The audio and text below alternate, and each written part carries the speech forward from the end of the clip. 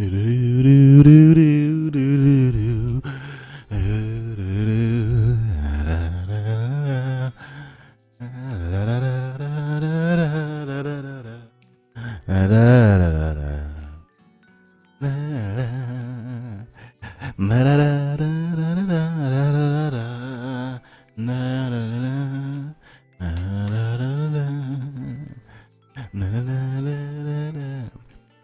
know, sometimes you just know when you hear a good song.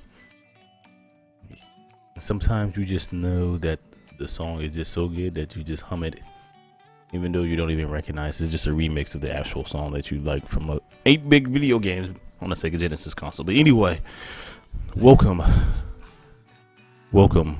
all those who are here to the Half-azz Gamer Podcast. This podcast today is actually like how I thought this podcast would always turn out to be. Just me sitting here blabbing along about bullshit.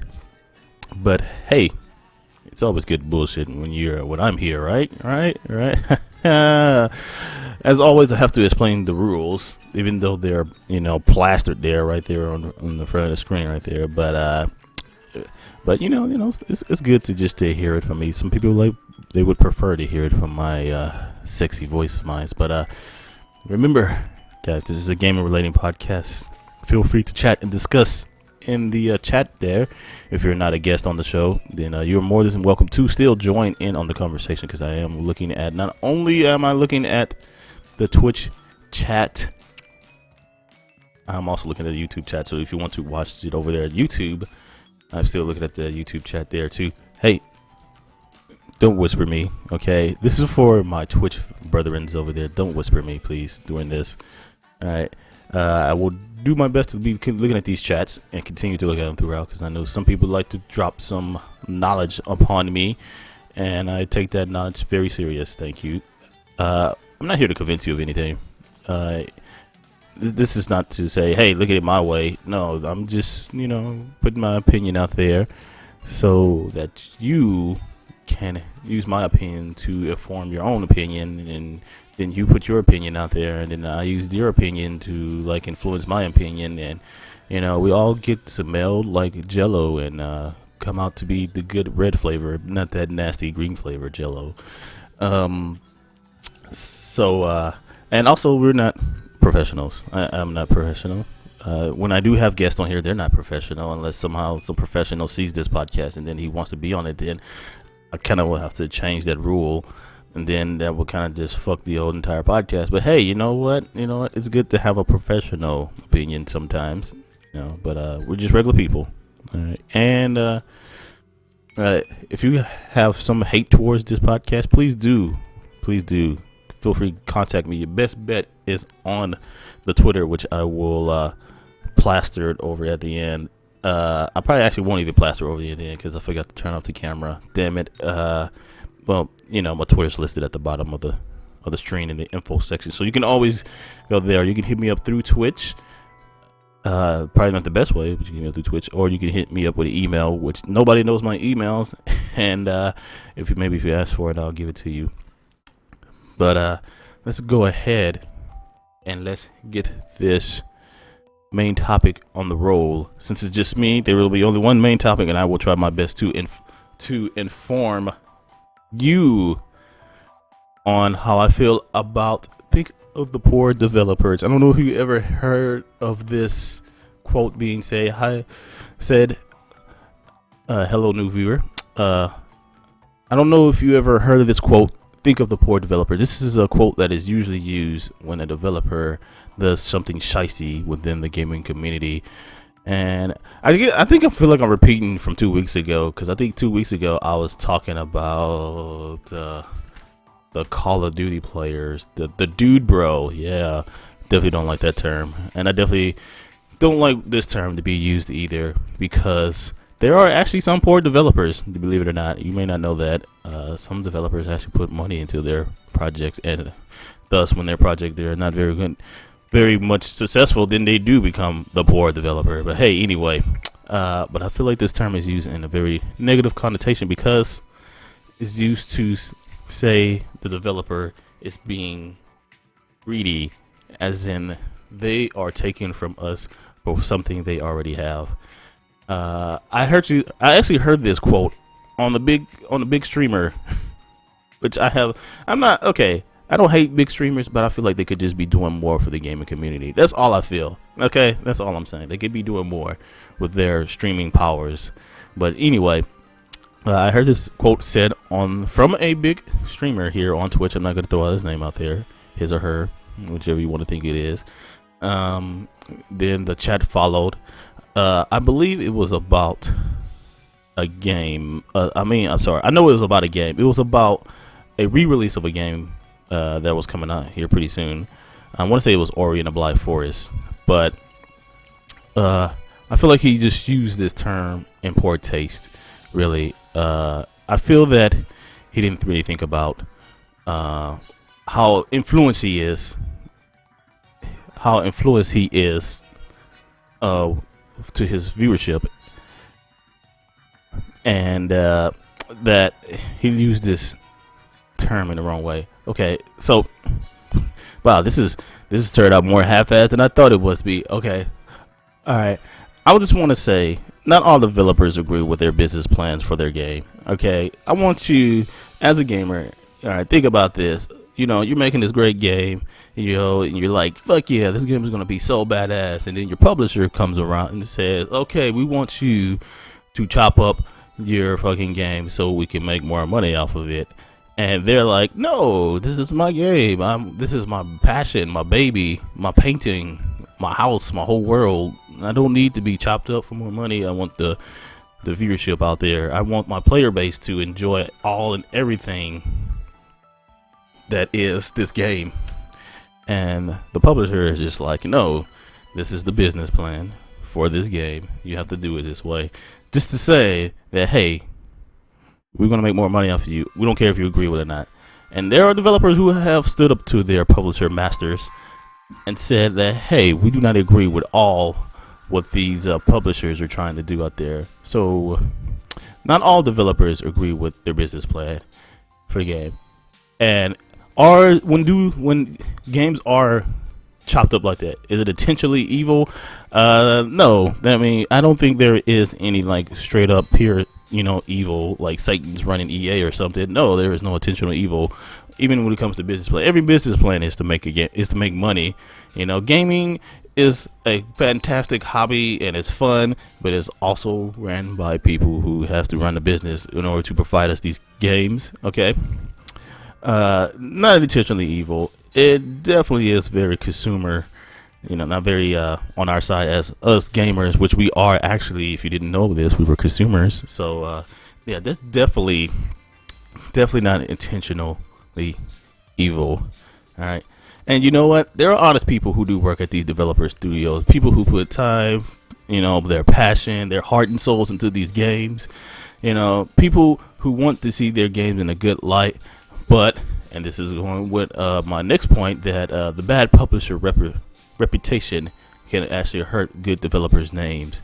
And we've seen this time and time again with EA, Ubisoft, Activision, all those big publishers. They have bad reputations, but they can publish some good games, but the games are under these publisher names and they get ruined along with these publishers' reputations. It's terrible. It's bad. Unfortunately, it happens. I'm actually gonna use Activision with their new Call of Duty Black Ops 3, which is actually a good game. It's actually a good Call of Duty game, but the Call of Duty, even the name Call of Duty, unfortunately, Call of Duty and Activision, they have bad reputations, and it has ruined. I feel it has ruined some of the goodness that is with this current Call of Duty game that is out here. Definitely give that game a chance. It's really good. Even bad publishers can publish good game. Once again, the Call of Duty Activision. This one is actually good. Unfortunately, it's a Call of Duty, and there it goes again. Full circle. Here we go. This totally full circle. But you got to remember, they're good people who want to see these games, even the publishers, to improve, who are working at these companies. You should think, at least be a little bit understandable and respectful, and don't let blind gamer hate or blind gamer hate ruin a good game. Okay, I've seen that time and time again. Once again, okay, I know. Actually, I'm gonna just say Halo 5. I feel like sometimes Halo 5 get blind gamer hate. The series has not been the best, but I do know that Halo 5 is a good game. Unfortunately, the story is not as great, but I've seen stories way worse than the Halo 5 story. Compared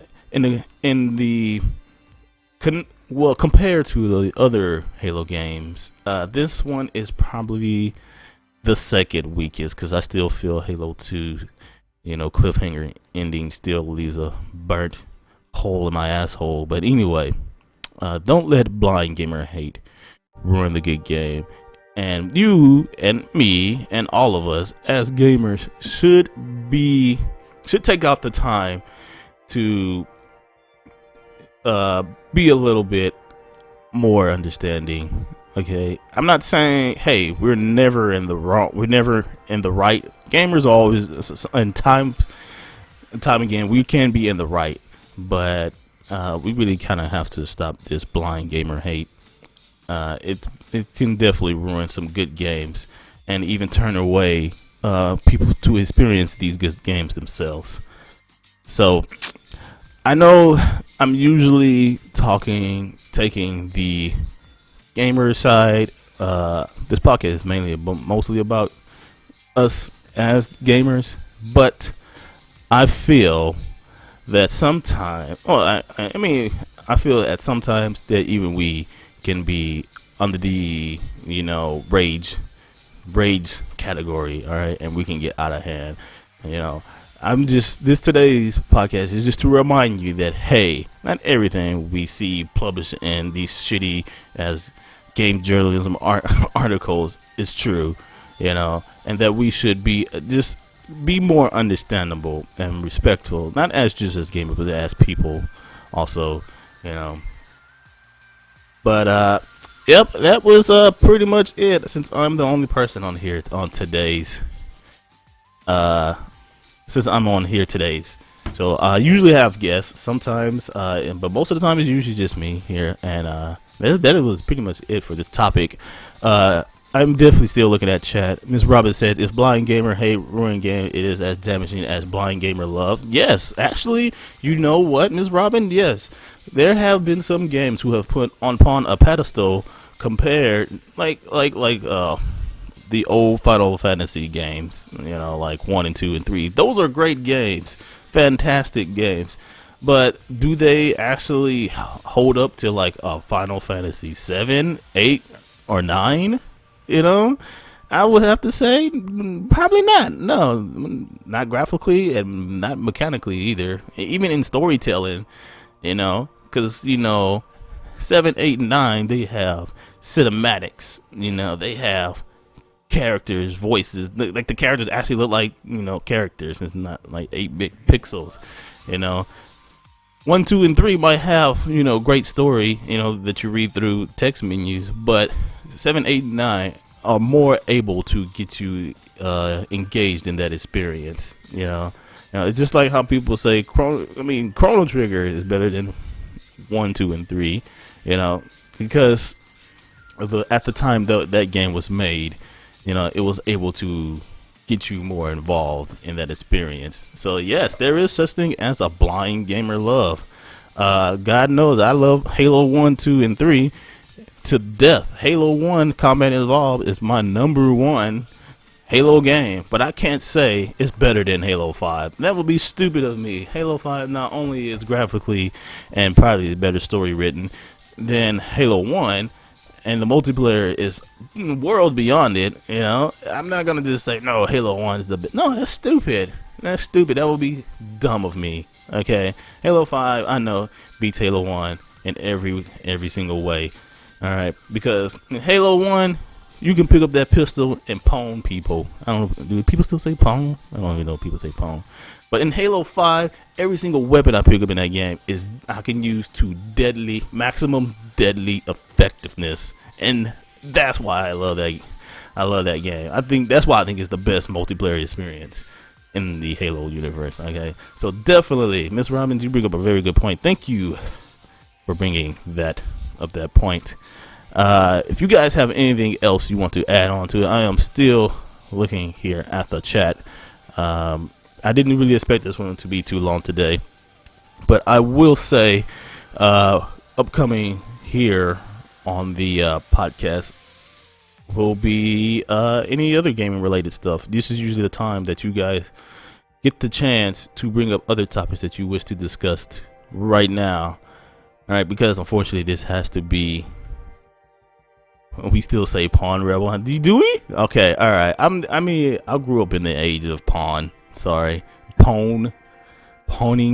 I thought it sounded. I didn't think that word would ever go away, really, because it just, it's like I beat you so bad I took your ass to the pawn shop and got my money's worth. Oh, damn!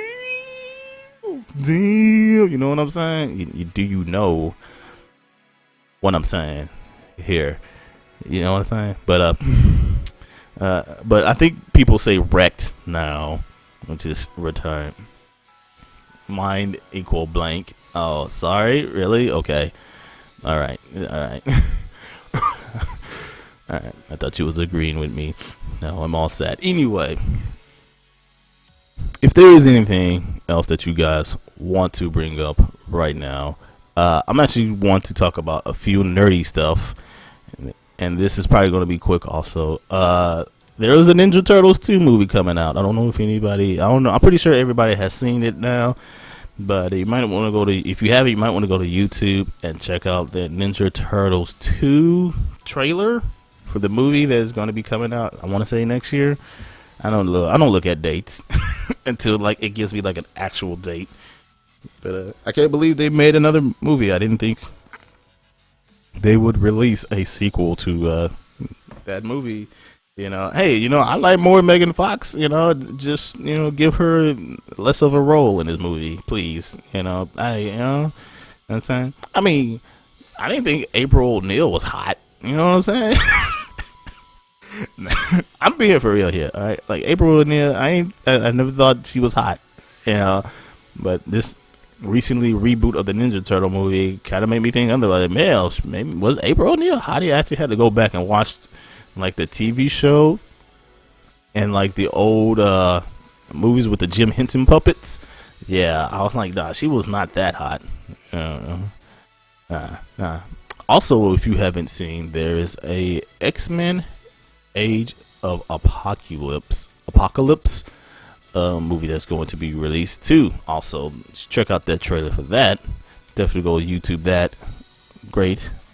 That is awesome. It looks pretty good. That's all I can really say. This looks pretty good.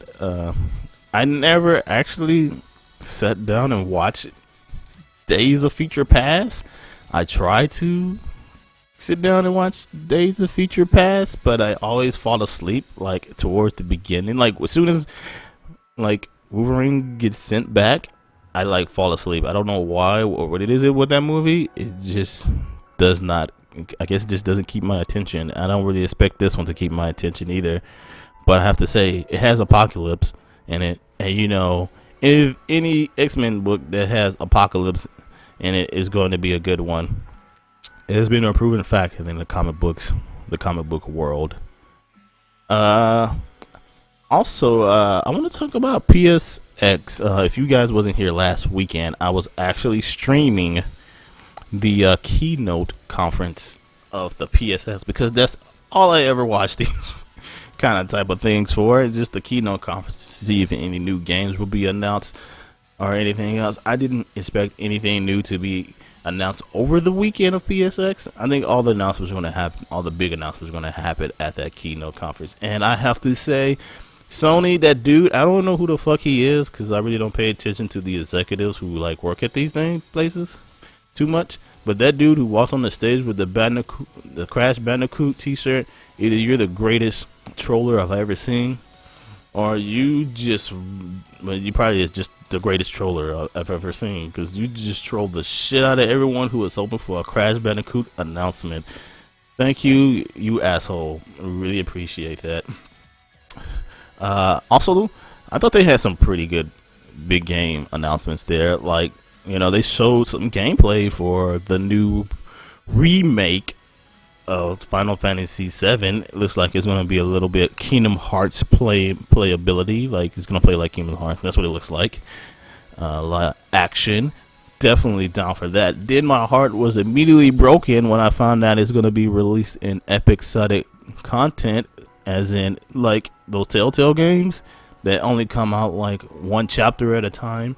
Yeah, imagine this happening with your favorite, Square Enix RPG. I mean, those damn games are pretty fucking long. Like, pretty fucking long. I know that when you actually play one of those games, you don't actually play it through till the end, because that's hours upon hours of work that you have to put into these games. But I can't help but say I'm a little bit upset that it's being released in episodic content. But then again, I usually don't even buy like those kind of games when they're being released in chapters like that. I usually just wait till like maybe a year after, and then buy the whole damn thing together. And enjoy the full on experience without having to worry about I'm gonna be reaching a stopping point here. See, my favorite Square Enix game is Life is Strange. I see what you did there. It would have been funnier if you would have said Life is So Cloud. That would have sealed the deal. But I like that though. That's terrible that they're doing that. I feel like it's terrible that they're doing that. I would rather wait, have them keep teasing me and keeping the hype alive. I think that's what Square Enix really worry about. But I've also read that this could also be a funding reason why they're doing this.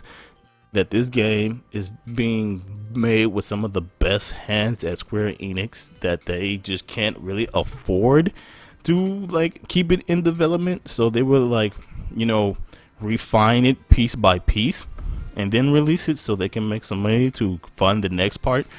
That makes sense to me. That makes a little bit sense to me. Does that still mean I'm gonna go buy it when it's released? No, I'm gonna still wait for it to for the full release of it. But the updates came too slow. Yeah, just like old Square Enix. Ooh, yeah. But it is what it is. Also, I want to talk about Ni no Kuni 2. I have never played that game, but I would file that under big announcements. Ni no Kuni, believe it or not, sold really well here in the Western audience here to us, and now we're getting a sequel. You know what? I don't know if I've ever heard of this before, but this is the first time I've ever heard that a JRPG is getting a sequel because of the Western sales and not because of the Japanese sales. Right? Fucking crazy. This is crazy. Yeah, episodic content does help funding and stuff. Well, I'm pretty sure that is the reason why they're going for it this way. Also, I've never seen an episodic game stop because it didn't get funding. Yeah, true. And it's understandable. Just because I'm upset with it doesn't mean they don't have a good reason of why they should not do it this way. And I could understand why they're doing it. If they come up with a good reason, then I am going to be a reasonable person and be like, okay, yeah, that sounds like it makes sense to me, the average consumer who don't understand business propositions. But you know what? My mindset, it sounds good. It sounds good to me. Sounds really good. But Ni no Kuni, yeah, I've never heard of that. Apparently, it didn't do too well in Japan or in the other European market, but it did really well here in the Western market, enough to give it a sequel. Now, hold up, before I actually continue on, I think I remember this game was supposed to be like in like a trilogy or something, but it was not going to happen if like the first game didn't do too well. But I guess it is going to happen still. So hey, all you Ni no Kuni fans, just let you know, hey, you get out there and you buy that sequel, because I'm pretty sure it's going to be just as good as the first one, maybe even better. You probably don't actually see that in today's game, but hey, you never know, it may be even better. I also want to talk about that MOAB or MOBA I'm sorry, MOBA. I think Moab's a bomb, and MOBA is the actual game type. MOBA that is being made by fucking Unreal Studios. The guys who made the Unreal Tournament and the Unreal games. They're making a MOBA. Believe it or not. Holy shit! Just another motherfucking MOBA to throw into the MOBA market. I don't know what to say about that. I wouldn't say that unless I didn't feel like the MOBA field is being filled with all games, no invention. Now, Heart of the Storm is pretty different from the other ones, but I don't know. You don't really hear about Heart of the Storm, and you don't really hear about it. Like, you hear Dota. Well, of course, fucking that name in itself is classic. And you hear League of Legends, right? Right? League of Legends, MOBA. Okay, MOBA. Can I call it MOBA? Because that sounds more fun to me. But MOBA. All right, I go MOBA.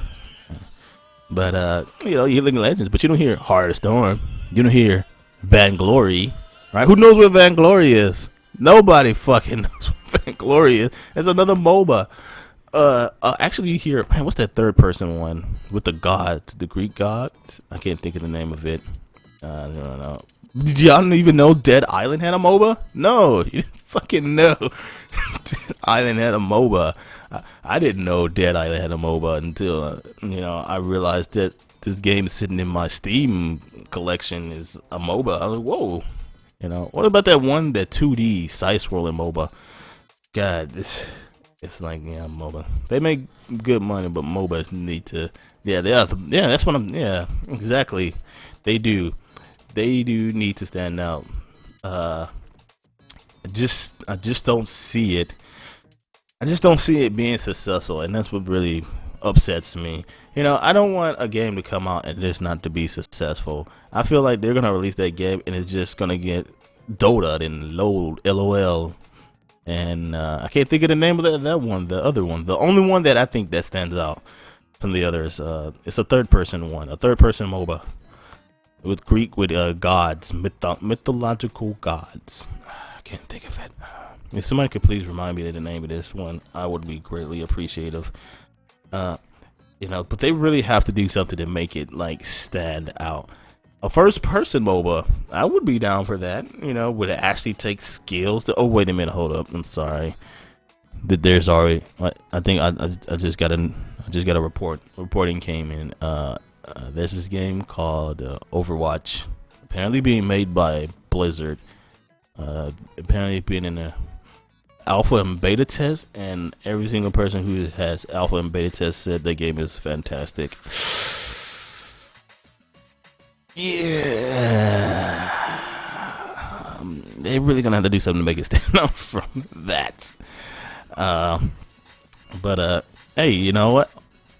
They can still try. I also want to say big ups to that dude who got on stage at PSX and said the 3 worst words that any Sony employee who works in their entertainment division probably despises. He went up on stage and he said, "Hello, my name is so and so, and I am with the developer studio." He didn't sound like this, guys, but I'm just making up a voice. He said, "I'm with the developer studio, the developers who have made the Unreal games and Gears of War." And I was like, did that dude just say Gears of War on stage at a PSX? High five, bro. You get the greatest of high fives from me, because you just probably caused everyone to have a heart attack at Sony. Thanks, man. Thanks. Awesome Knots is a 2D side scroller. Yeah. Awesome Knots. That's the one I was thinking of. Yeah.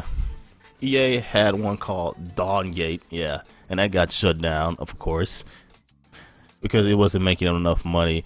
There was also another. There was like a DC MOBA. No, not DC. There was a actually, I think there was a DC Universe MOBA made by some crap. And then there was a Marvel one that was a MOBA. And it was like, fucking, next thing you know, there's gonna be a MOBA with fucking Looney Tune characters and Disney movie characters. That would actually probably make a shit ton of money. Actually, if I think about it, Disney has so much properties They could probably put a MOBA in Disney Infinity and it would make money. Actually, Disney, I want you to do that right now. All right, if there's some representative of Disney right now, just like Nintendo stole my Pokemon, I know they're working on it. They're telling you they're not working on it, but they're working on it. I know Nintendo is working on that Pokemon power-ups for Mario Kart. I know you're fucking doing it. But if there's a Disney representative here, please go ahead and steal my idea. Make a MOBA for not only your known cartoon characters, but for all your movies too. You know, fuck it, I would totally play a Jack Sparrow in a MOBA. You know what I'm saying? Going around drinking, you know, looking for your ship and shit, and getting turned into octopuses. It would fucking be great. It would be fucking fantastic. There was something else at PSX, and I cannot remember what it is. There was a lot of indie games. That was cool. A lot of indie games. There was another big announcement there. Oh, the Street Fighter. I don't know if I like that new Street Fighter game, but I do like the guy who makes it. He is the awesomest guy ever, because he goes out on stage and be like, "Motherfuckers, I'm going to announce something that y'all haven't leaked yet," and I love that. I like that guy. He is cool. Really cool. Infinite Crisis was all Batman and Green Lantern and stuff. Yeah. Infinite Crisis. There was a Marvel one too. There was a Marvel MOBA, you know. But that guy was awesome. I also ended up watching, because I like watching fighting game competitions. Some of the really good, solid fucking chess matches going on right there. I also watched the Capcom Cup. Really sad Gamerby didn't win, because he was my pick, but to win it all. But they had some solid competition there, and that dude came out again and says, "Yeah, motherfuckers, I haven't linked this shit either." I love that guy. I love that guy. You know what? You can just tell when someone has a lot of passion for the game they're working on, because this guy comes out with a Ryu headband on and the gloves on, and he's just happy and excited to tell you about his game. If I really liked the fighting games, like Street Fighter probably would be the game, because you get the game to play, because you can just tell this guy has a lot of love for this game, and I love to see that. I love when someone actually comes out and they're just excited to tell you about their game, even if it's information you've already fucking heard about it. I'm like, you already said this already, but you know what? I am still excited to hear you repeat the same information I already know, because you just make me want to play this game. I think a lot of developers can learn from that guy. Even the guys from who make the Divinity Original Sin game, those guys are always excited to tell you about their game. You know, it's happiness is a disease, and a disease that makes everyone happy, apparently. You know, and it spreads like fire, just like a smile, a laugh, and a yawn. Definitely. There was something else at PSX. I can't remember everything right now, because I didn't write anything my notes here specifically for PSX. I just wrote, "You're gonna talk about PSX," and I'm just like, "Oh, okay. I guess I'm gonna just talk about PSX," and try to remember what I could say from PSX. There were some other big announcements. If you want to remind me before this podcast, we will definitely talk about those. But overall, I thought it was GOOD good. I thought it was a good keynote. They had a really strong outing with the Final Fantasy, a really weak outing with the Paragon, a really good outing with the fucking Ni no Kuni. And also, I love the guy who wears the Crash Bandicoot shirt, because he's the fucking biggest troll on the internet right now. He should be considered, at least in the gaming community. You know what I'm saying? And the last thing I want to talk about is my hype for XCOM 2. Like, I only thing I've known about this game for the longest time is that, there's going to be an XCOM 2, and it was supposed to come out in November, but they pushed it back to February.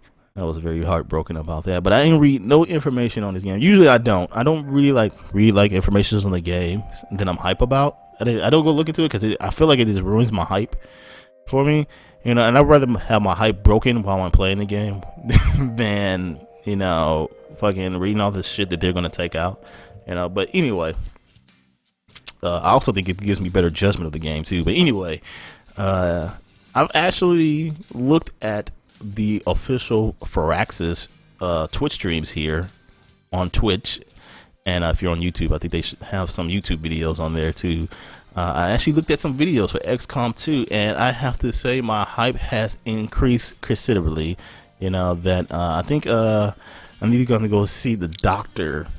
That's how much hype I have for this game right now. You know, and it's kind of weird, you know, because I did not know XCOM was going to be that good to me. When I first played the original game, Enemy Unknown, when I sat down and I played that game, I was like, oh god, it's a turn-based game. And I'm not too much of a person for turn-based games. But then I played it, I learned the ins and out, and I was like, this game is fucking fantastic. I really like that you can name your soldiers after people you know. You know, it's that unknown element, just like the name of the game, unknown enemy. That unknown element of naming those soldiers after people you know. I think that's really made the game for me. Believe it or not, that is what made that game for me. Like when somebody died and they put on, like, you know, like I had my co-worker's name on that soldier, and he got fucking alien blasted and died on the field, and I was like, no. I went to work the next day and I told him, like, no man, I'm so sorry, man, I tried to get you out, man, but that sectoid butt fucked you, man. It just literally butt fucked you. And I couldn't say it, and my coworker just sitting there looking at me stupid and like, what the fuck are you talking about, you know? It's like, it was so good. It was so good. It gave you that emotional connection without having a deep and fucking encroaching story. You know, it had an okay story, but I think that's what really made the story. You naming it, the soldiers. You know, even if you didn't name the soldiers after people you know, we gave that soldier that special name, like Holly Berry or Arnold Schwarzenegger. Okay. And they died on it. You still have some kind of emotional connection to them. And I thought that was pretty cool. Pretty cool. You know, you customize them, give them all the powers, and they just all died one go. So definitely excited. Not for this XCOM 2, because there's even more customizations to not only just the soldiers, but there's also some gameplay enhancements too that they've made to the upcoming XCOM game here. I would highly suggest you either checking out one of those Firaxis streams, or just go look up some YouTube videos or somewhere. You know, go to a reputable gaming website, not Kotaku, and look up some gameplay videos or some insights. They definitely are changing that game for the better, and I am super hype for this turn-based game that I think I would ever say in my life. But hey, you know what? I'm a gamer. I'm open-minded gamer, so definitely check out some stuff for XCOM 2. And you know what? I have to say, it looks like better artistically. It looks better. Like they definitely upped the ante with the graphic. It's nothing like fucking, you know, super realistic like Crisis or anything, but I definitely love the aesthetics of that game. So definitely go check out XCOM 2. It's going to be releasing here in not January. I wish it was, but it's not. I want to say it's February. I think that's what I read. February. So definitely check out that game. If you haven't played any of the XCOM game, I would tell you to go play XCOM Enemy Unknown, because the game is still good. But if you haven't played the XCOM up until February, I will highly suggest you pay full price for that game, because it's going to be good. Yeah, I don't put money down on mini games, but I'm putting my money down on some XCOM 2. Definitely check that out. So, and that is pretty much all I had to say for all the extra little bits. That was more gaming related than usual, other than the X-Men movie and the Ninja Turtle movie. But hey, you know what? If you guys have something else nerdy, or you wish to talk about something nerdy, now is the time to do it. Just go ahead and you can just chat it in chat. I will take a look at it. But while you're doing that and you're chatting it up, I'm just gonna say, hey, thanks for coming out. Really appreciate it. A lot of people didn't know I was gonna do this or not. I thought I wasn't gonna be able to do it because I had to go handle family business, but that family business got canceled. That's a good thing. I know usually hearing family business getting canceled is a bad thing. Usually in other people, families, but in my family, sometimes, you just kind of like, yeah, I'm good about that. But thanks for coming out. Really appreciate it. I know this is not the most professional podcast, but this is just my chance to show you guys that, hey, I don't just go on my Twitch stream, turn on the game, and talk about boobs and ass all the time. I actually do really care about the gaming community, and I wish to improve it. If I could just get my name out there and then work a little bit and work some magic, go to the Hogwarts, get my magic stick fixed and work it, I think we could really get something here going here, and we can build a better and more understandable gaming community here. And just baby steps. Thanks for coming out. Hey, if you have any questions, or you want to criticize the podcast in any form or matter, I don't give a fuck. You can just email me saying, I fucking hate your podcast, and don't give me any kind of constructive criticism. I will read it. I will probably cry a little bit on the inside, but I will read it. It will be read. I will take into account. I will probably email you back and ask you, what do you hate about it?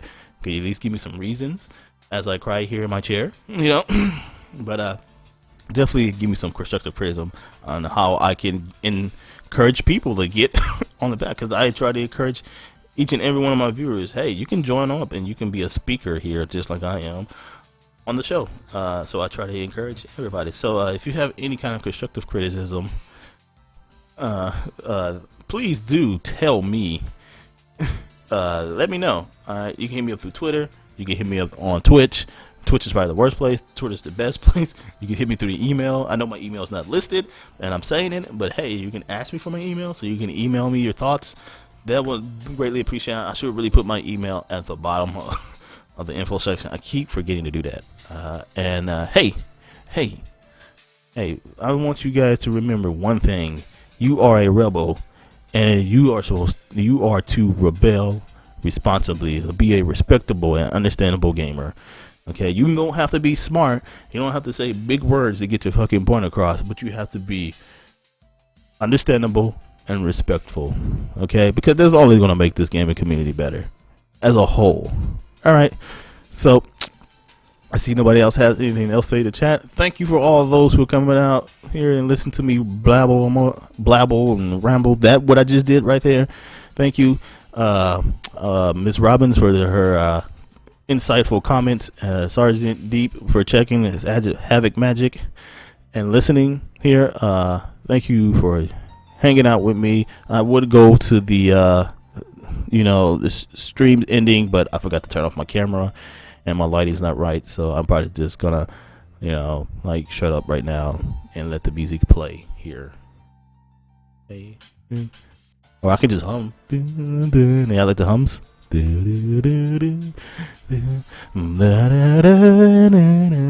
more of Dadas. Hey, oh yeah. If you guys wonder where I get this music from, the name of the website is OCR Remix. I love those guys. Some great, fantastic remixes of your favorite video game soundtracks. Definitely go check them out. They do good stuff too. They do a lot of good stuff too for the gaming community. So definitely check them out. A lot of passion over there. Loved it. And yeah, I guess I'll go now.